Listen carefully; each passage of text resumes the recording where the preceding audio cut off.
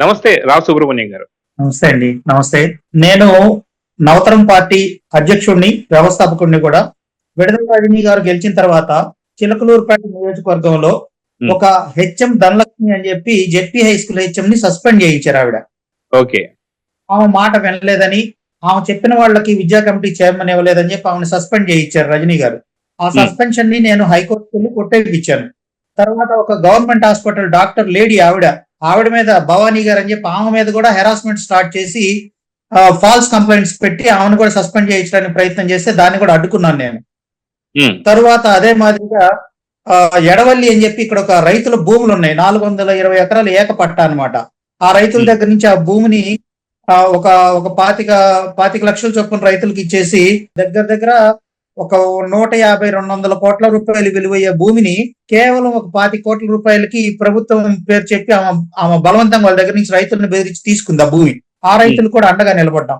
తర్వాత అట్లాగనే మా కాన్స్టిట్యున్సీలో ఆమె గెలిచిన తర్వాత ఎవరికి ఏ ఇబ్బంది వచ్చినా కూడా వాళ్ళందరికీ నిలబడటం, మాట్లాడటం, రజనీ గారి మీద ఫైట్ చేయటం ఇవన్నీ కూడా చేసాం.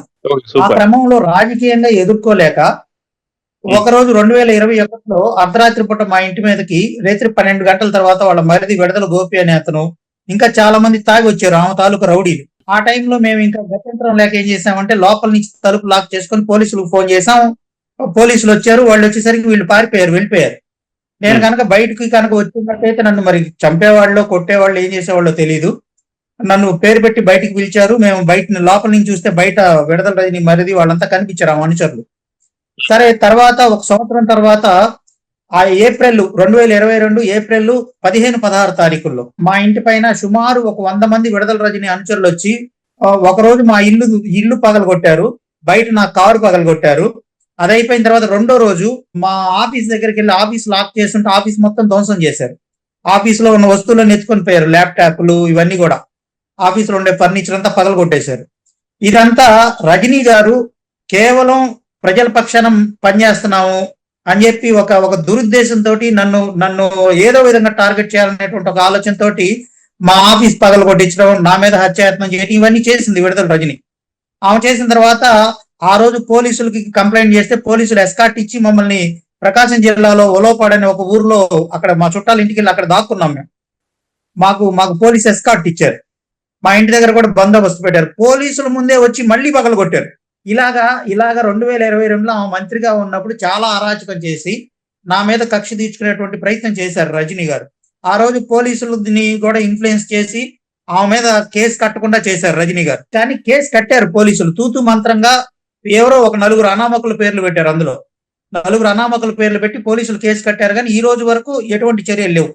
మేము పోలీసు డీజీపీని కలిసాము, ఉన్నతాధికారులను కలిసాము, ఆ ఫిర్యాదు మీద చర్యలు తీసుకోమన్నాం. రజనీ పేరు మరి వాళ్ళ మరిది గోపి పేరు చేర్చమని అడిగాం. కానీ ఎటువంటి చర్యలు తీసుకోలేదు. కాబట్టి ఈ రోజు ఆ రోజు అంటే జగన్మోహన్ రెడ్డి గారు బిజీగా ఉన్నాడు, ముఖ్యమంత్రిగా ఉన్నాడు. ఆయనకి లేఖలు రాసినా, రిప్రజెంటేషన్స్ పెట్టినా కూడా జగన్మోహన్ రెడ్డి గారు కూడా పట్టించుకోవాలా. ఇవాళ ఫ్రీగా ఉన్నాడు, ఏం పని లేదు ఆయనకి. జనాల సమస్యలు తెలుసుకోవడం కోసం డిజిటల్ బుక్ అనేటువంటి ఒక బుక్ ని జగన్మోహన్ రెడ్డి గారు ఓపెన్ చేశారు. నేను బహుశా నాదే ఫస్ట్ కంప్లైంట్ ఏమో. నేను డిజిటల్ బుక్ ఓపెన్ చేస్తే ఆయన దృష్టికి తీసుకెళ్దాం. వాళ్ళ మంత్రి ఇప్పుడు మీరు ఏదైతే చెప్తా ఉన్నారో దాడులు, గూండాయిజం, రౌడీజం ఇవన్నీ రజనీ చేసింది కదా. వాళ్ళ పార్టీ వాళ్ళు చేశారు కదా. పెద్దిరెడ్డి రామచంద్రారెడ్డి గారు చేశారు కదా. మాచర్లో పిన్నెల్లి రామకృష్ణారెడ్డి గారు చేశారు కదా. ఈ అన్ని అంశాలు పక్కన పెడితే వ్యక్తిగతంగా మా ఇంటి మీద దాడి జరిగినప్పుడు మా అమ్మకు పక్షవాతం వచ్చి మా అమ్మ చనిపోయింది, మా కన్న తల్లి. ఇంత అరాచకం చేసినటువంటి రజనీ గురించి జగన్మోహన్ రెడ్డి గారి దృష్టికి తీసుకెళ్లాలి. నాకు న్యాయం చేస్తారేమో, ఒకవేళ డిజిటల్ బుక్ లో పెట్టడం ద్వారా ఆయన వాళ్ళ పార్టీ వాళ్ళు చేసిన తప్పులను ఆయన తెలుసుకుంటారేమో అనే ఉద్దేశంతో విడదల రజనీ గారి మీద కంప్లైంట్ రైట్ చేశాను. నేను డిజిటల్ బుక్ యాప్ లో కంప్లైంట్ చేశాను. వాళ్ళు ఒక టికెట్ ఇచ్చారు, వాళ్ళ పరిభాషలో టికెట్ అంటున్నారు దాన్ని, ఒక టికెట్ ఇచ్చారు. అందులో ఏం చెప్పారంటే వచ్చే నెల 3వ తారీఖు 10వ నెలలో 3వ తారీఖు 2025 ఆ డేట్ కి ఈ సమస్యను రిసాల్వ్ చేస్తామని చెప్పారు. మరి చూడాలి, విడదల రజనీ గారిని సస్పెండ్ చేస్తారా, పార్టీ నుంచి తొలగిస్తారా, లేకపోతే ఆమె మీద క్రిమినల్ కేసు నమోదు చేయమని జగన్మోహన్ రెడ్డి గారు సిఫారసు చేస్తారా అనేది ఎదురు చూస్తున్నాను నేను కూడా అందరితో పాటుగా. నాకు కనుక న్యాయం చేస్తే జగన్మోహన్ రెడ్డి గారు వాళ్ళ వైసీపీ కార్యకర్తలకు కూడా న్యాయం చేస్తారనేటువంటి ఒక నమ్మకం వస్తుంది. డైరీ గురించి మీరు ఏదైతే చెప్తున్నారో అప్పుడు ముఖ్యమంత్రిగా ఉన్నటువంటి జగన్మోహన్ రెడ్డి ఇప్పుడు అసలు పూర్తి ప్రతిపక్షం హోదా కూడా లేదు కదా. ఇప్పుడు మీకు నిజంగా న్యాయం జరిగిద్దా? వాస్తవానికి మీ కంప్లైంట్ అనేది కొంచెం సంచలనం కింద తీసుకోవాలి. ఎందుకంటే ఇటీవల ఎప్పుడైతే రెంటపాలకు సంబంధించిన యాత్ర వెళ్తున్నప్పుడు ఒకనొక వైసీపీ కార్యకర్త ఒక చిన్న పాపను తీసుకొచ్చి అనారోగ్యం పాలైంది, సంథింగ్ క్యాన్సర్ ఏదో, మీరు కొద్దిగా హెల్ప్ చేయాలని చెప్పి అడిగినప్పుడు జగన్మోహన్ రెడ్డి గారు అన్నారట, లేదు లేదు నేను మన ప్రభుత్వం వచ్చిన తర్వాత అప్పుడు చేస్తానని చెప్పి అన్నారట. ఇది తీసి పక్కన పెడితే ఇప్పుడు మీరు కంప్లైంట్ ఇస్తుంది రజనీ పైన. దానికి ప్రభుత్వం రావాల్సిన అవసరం లే. వాళ్ళకి సంబంధించినటువంటి ఒక నేతనే కాబట్టి ఖచ్చితంగా సస్పెండ్ చేయొచ్చు. సో మీరు ఏం కోరుకుంటున్నారు జగన్మోహన్ రెడ్డి గారి దగ్గర నుంచి అంటే ఏం చెప్తారు? జగన్మోహన్ రెడ్డి గారు ఆయన ఫస్ట్ ఆయన ప్రభుత్వం ఉన్నప్పుడు ఆయన పార్టీ నేతలు ఎవరైతే ఉన్నారో ఈ రజనీ లాంటి వాళ్ళు వీళ్ళంతా ప్రజల మీద అరాచకాలు చేశారు, గూండాయిజం చేశారు, రౌడీజం చేశారు, దాడులు చేశారు. అసలు మా నియోజకవర్గంలో అయితే విడుదల రజనీ బాధితుల సంఘం పెడితే ఒక 1000 మంది ఎంత ఫీజు పెట్టినా సరే డబ్బులు కట్టి మెంబర్షిప్ తీసుకుంటారు మా నియోజకవర్గంలో. విడుదల రజనీ బాధితులు వందల సంఖ్యలో కాదు, వేల సంఖ్యలో ఉన్నారు. వేల సంఖ్యలో. పిల్లికోటి అనే అతన్ని పోలీస్ స్టేషన్ లో పెట్టి కొట్టించి ఒక దళిత యువకుడు ప్రశ్నించినందుకు విడుదల రజనీని పోలీస్ స్టేషన్ లో పెట్టి కొట్టిస్తా వీడియోలో లైవ్ చూసింది ఆవిడ. తర్వాత స్టోన్ క్రషర్ యజమానులు బెదిరించి కోట్ల రూపాయల డబ్బులు వసూలు చేసింది. తర్వాత చాలా ఇలా ఎన్నో స్కాములు.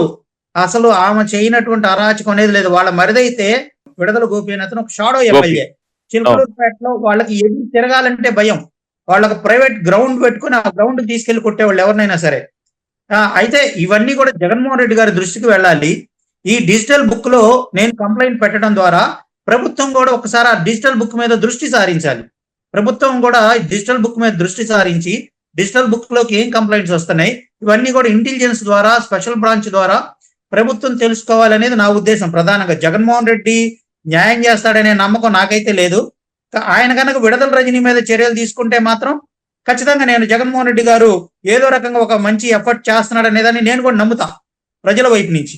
ఖచ్చితంగా జగన్మోహన్ రెడ్డి గారికి సంబంధించి డిజిటల్ బుక్ లో వచ్చిన ప్రతి ఒక్క అంశాన్ని తను తీర్పిస్తున్నాడు, తనకు సంబంధించి ఏదైనా ఒక చర్య తీసుకుంటున్నాడు అంటే దీన్ని నిజంగా జగన్మోహన్ రెడ్డికి శీల పరీక్ష అనుకోవాలా లేదంటే ఏం చెప్తారు? జగన్మోహన్ రెడ్డి గారు నాకు వాస్తవంగా వచ్చే నెల 3వ తారీఖు టైం ఇచ్చాడు సార్. ఎక్కువ రోజులు కూడా లేదు నా సమస్య రిజల్వ్ చేస్తామని చెప్పడానికి. మరి ఆయన ఏం ప్రభుత్వంలో లేడు, పోలీస్ అధికారి కాదు. ఇప్పుడు లేకపోతే ఇంకొక ఆయనేమి కనీసం అసెంబ్లీకి కూడా రావట్లా నా సమస్యను అసెంబ్లీలో ప్రస్తావించడానికి. ఇప్పుడు కనీసం అసెంబ్లీకి అయినా వస్తే ఫలానా నవతరం పార్టీ అధ్యక్షుడి మీద మా పార్టీ రజనీ దాడి చేసిందండి, ఆయనకి న్యాయం చేయండి అని చెప్పి అసెంబ్లీలో అయినా మాట్లాడవచ్చు. ఒక ఎమ్మెల్యే కూడా అసెంబ్లీకి రావట్లేదు. జగన్మోహన్ రెడ్డి గారు తెచ్చిన డిజిటల్ బుక్ అనేది ఒక పెద్ద ఫాల్స్ వ్యవహారం. అదంతా కూడా ఒక మాయా ప్రపంచం. అందులో ఎవ్వరికి ఏ ఒక్కళ్ళకు కూడా న్యాయం జరిగే పరిస్థితులు అయితే నాకైతే కనిపించట్లేదు. 3-4 రోజుల్లో ఎట్లా సమస్యను పరిష్కారం చేస్తారు? 3-4 రోజుల్లో ఎట్లా సమస్యను రిసాల్వ్ చేస్తారు? నాకైతే అర్థం కావట్లా. Please subscribe to Leo news for more videos.